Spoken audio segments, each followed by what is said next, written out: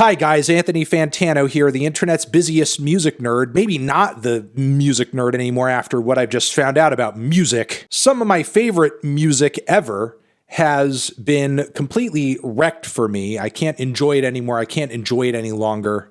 Really because a little bit of video footage got onto the internet that exposed it as being not good. What are you talking about, Anthony? You sound crazy. You sound like a crazy guy. This is a man who snapped. I'm talking about this interview clip with Damon Albarn of Blur and Gorillaz fame, talking with Mr. Zane Lowe. And up for discussion in this clip is the classic Gorillaz song, Clint Eastwood. Damon exposes something horrifying about this track right here. Take a look. That's it. That's the preset. It's the Rock 1 preset.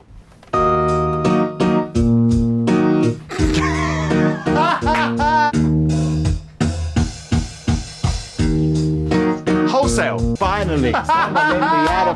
You're telling me one of the best songs of all time, one of the best alternative pop, hip hop crossovers ever is like literally just a preset? My whole perception of art has been turned topsy-turvy, flipty-whipty. Because this song and my enjoyment of it the entire time has been a lie. The track is a ripoff. I expect every piece of music I enjoy that goes into my ears to be 125.63732% original. I don't want any of this kind of influence, interpolation, sample, borrowing type stuff going on. I hope I have made myself clear. So as a result of this, I don't think I'm going to be listening to Mr. Damon Albarn's Gorillaz anymore, because who knows, any new track I hear from this project could be a cool new fresh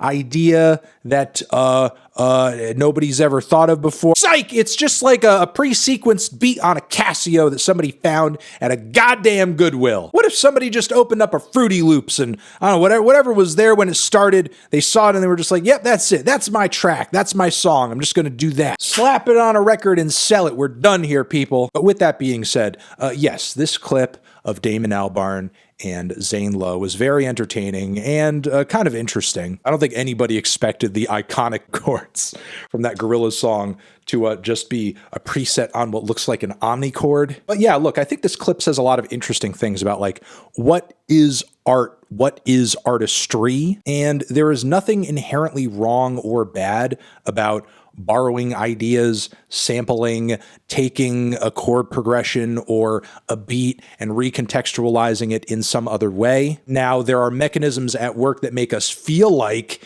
it's a bad thing to do that, especially in a way where you're not really attributing the original source or paying the artist or artists who came up with the idea that's being borrowed or sampled or used in some way creatively. I don't think this revelation, for me personally, really impacts my love or my appreciation for Clint Eastwood in any way. I'm actually kind of impressed that is where the chord progression for this track comes from. And here's why. How many of you who are musicians, producers, players of any acts or whatever, have heard such a thing come out of a keyboard or some piece of electronic equipment, and your initial reaction, of course, because it's a preset, is, ugh, that's corny. That's whack. That's hardly even cool music. I'm going to turn off this preset immediately because it's garbage and I'm actually going to play something cool with this thing. Not a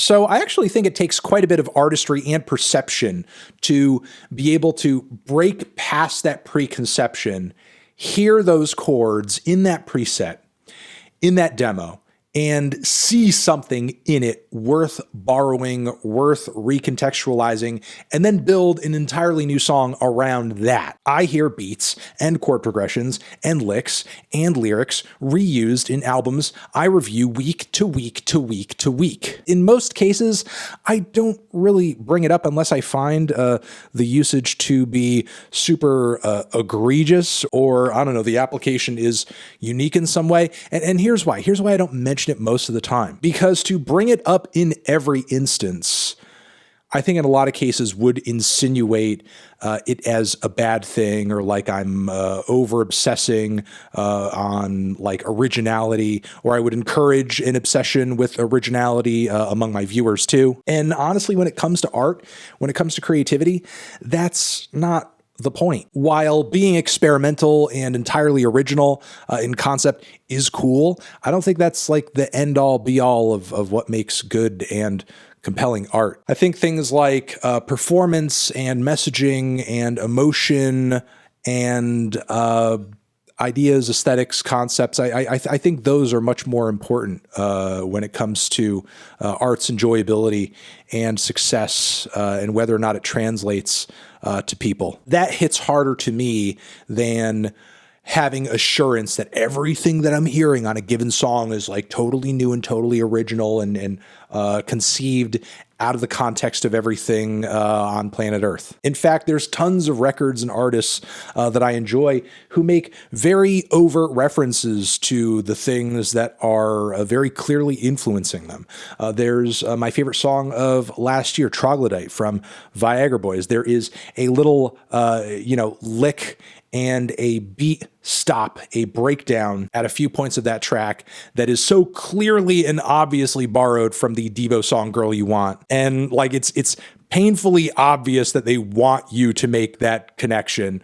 LCD Sound System famously borrows beats and bass lines and various ideas and chord progressions. Look at the song Drunk Girls. Like it's pretty much, in terms of the chords and the call and response vocals, White Light, White Heat from the Velvet Underground. Again, loads of my favorite artists borrow things and make very obvious references to their favorite artists and their favorite works all the time. It's not a bad thing. As long as songs aren't being stolen whole cloth and the tributes to the artists that are influencing the creators in question are tasteful and are done with love, I think that's what matters the most. So yeah, I think my thoughts are that, what I have just thunk in front of you and said out of my mouth. You're the best.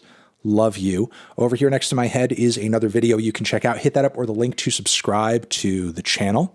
Anthony Fantano, originality forever.